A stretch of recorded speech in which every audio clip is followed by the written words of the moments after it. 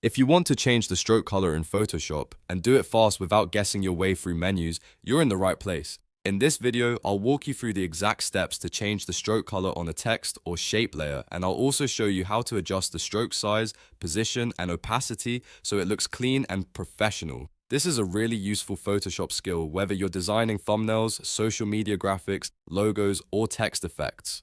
If this tutorial helps you out, make sure to hit the like button and subscribe for more easy Photoshop tutorials. Alright, let's jump in. First, you need to select the layer you want to edit. Open up your Layers panel by pressing F7 if it isn't already visible. In the Layers panel, click on the text layer or shape layer that contains the stroke you want to change. This part matters because Photoshop applies stroke effects to the selected layer, so make sure you're working on the right one before moving forward. Now that your layer is selected, it's time to open the Layer Style window. There are two easy ways to do this. You can double-click on the empty space next to the layer name, but be careful not to double-click the actual name itself.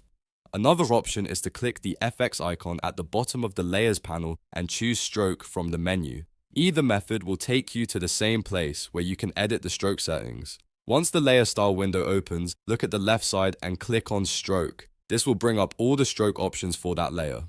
To change the stroke color, click the color box. It usually appears as a small colored square next to the stroke settings. When you click it, the color picker opens, and this is where you can choose your new stroke color. In the color picker, you can either pick a color visually, enter a specific hex value if you have one, or adjust the sliders to find the exact shade you want. Once you've selected your color, click OK to confirm it. See, you should now see the stroke preview update inside the layer style window so you can immediately tell if the new color works with your design. Next, let's fine-tune the stroke itself. If the stroke looks too thin or too heavy, use the size slider to make it thicker or thinner. This is especially helpful if you're designing for different screen sizes or want the outline to stand out more. Then, check the position setting. You can place the stroke outside, inside, or center.